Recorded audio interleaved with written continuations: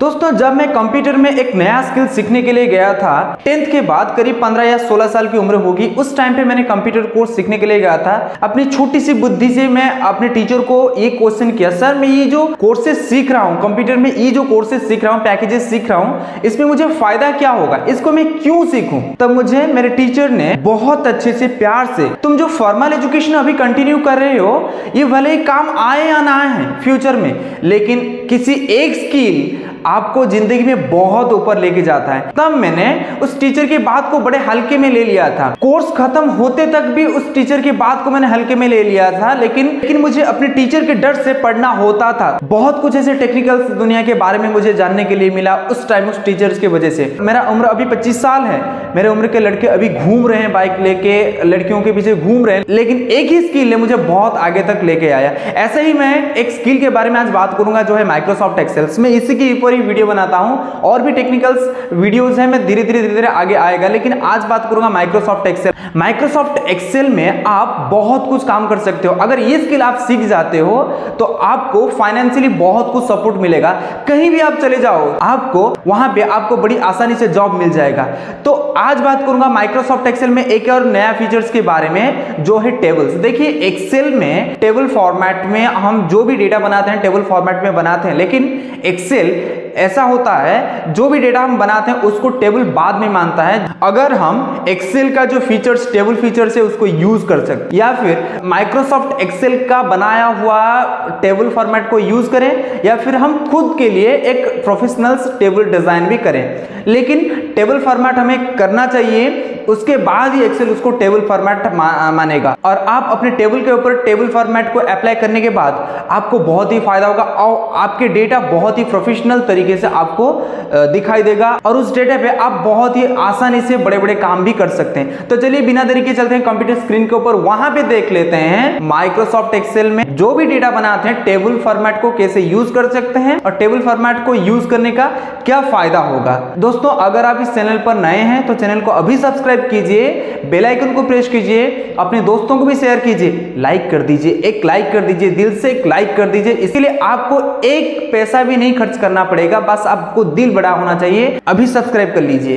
दोस्तों आप देख सकते हैं यहाँ पे मेरे पास 4 टेबल है जो कि मैं चारों मंथ का जो सेल्स रिपोर्ट बनाया है। और हम जो ये सेल्स रिपोर्ट बनाए हैं वो जो आइटम का नाम है शुगर, मतलब चीनी का हम व्यापार करते हैं, वो होलसेल रेट में बेचा जाता है। देखिए यहाँ पे हर रोज हर दिन हर डेट में चीनी का जो रेट समान नहीं होता है। ये पहला जो 1/12 इस देखिए ये 1 दिसंबर 2022 है, मतलब इस 2022 इस साल का ये लास्ट मंथ है, लास्ट मंथ का सेल्स रिपोर्ट है। और 1 जनवरी 2023 का ये सेल्स रिपोर्ट है, 1 फरवरी 2023 का ये रिपोर्ट है, और 1 मार्च 2023 का ये रिपोर्ट है। यहाँ पे उदाहरण के लिए मैं 4 ही टेबल ले लिया है। इसमें आप देख सकते हैं आइटम सेम है, शुगर है, क्योंकि हम चीनी का ही व्यवसाय करते हैं, चीनी का ही व्यापार करते हैं।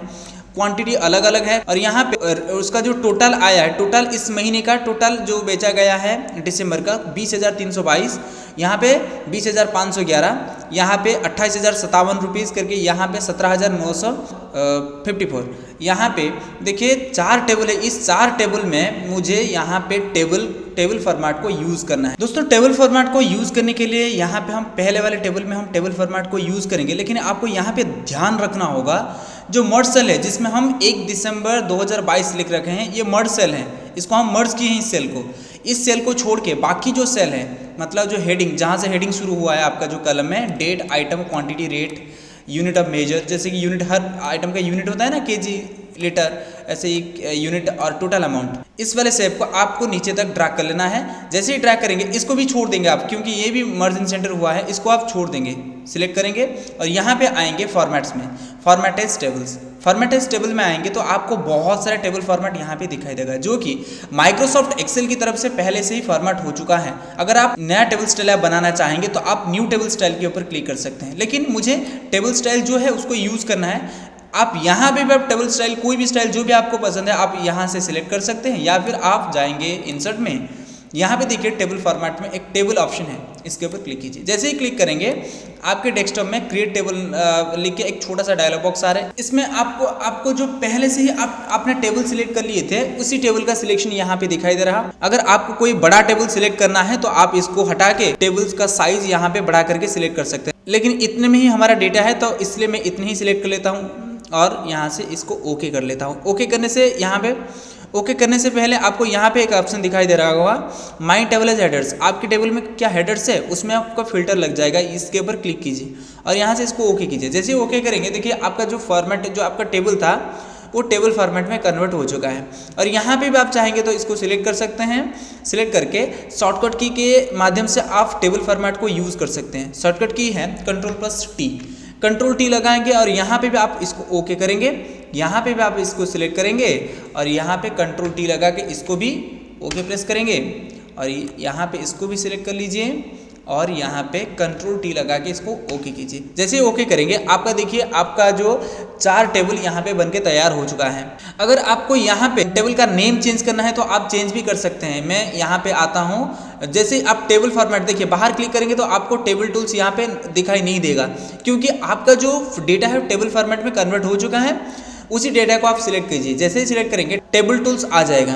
टेबल टूल्स में आप डिज़ाइन में चले जाइए और यहाँ पे आप टेबल को नाम भी चेंज कर सकते हैं। यहाँ पे मैं इसको हटा देता हूँ और यहाँ पे लिख देता हूँ दिसंबर और एंटर प्रेस कर देता हूँ और यहाँ पे इस वाले टेबल को सिलेक्ट कर लेता हूँ और इसको सिलेक्ट नाम दे देता हूँ जनवरी और इसको मैं सिलेक्ट कर लेता हूँ, इसका नाम दे देता हूँ फेब्रुअरी और इसको मैं सिलेक्ट कर लेता हूँ इसको और इसका नाम दे देता हूँ मैं, ऐसे ही सिलेक्ट कर लिया।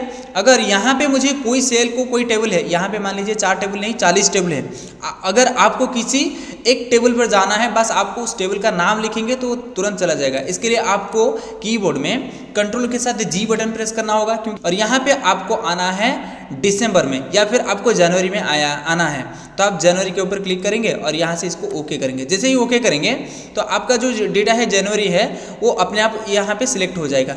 आपका कर्सर कहीं पे भी हो कोई मतलब नहीं, यहाँ पे Ctrl+G के साथ जी प्रेस करेंगे और यहाँ पे किसी एक महीने के ऊपर क्लिक करेंगे। जैसे कि मुझे फरवरी टेबल के ऊपर जाना है, फरवरी डेटा के ऊपर डेटा को देखना है तो मैं फरवरी के ऊपर क्लिक करूंगा और यहाँ पे इसको ओके करूंगा।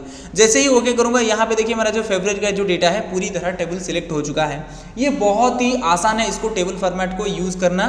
अगर आपके पास बहुत ही बड़े बड़े डेटा हैं 10-15 की 10-15 या 100-200 टेबल है तो इस टेबल फॉर्मेट को यूज़ करके आप आसानी से उस टेबल तक पहुँच सकते हैं।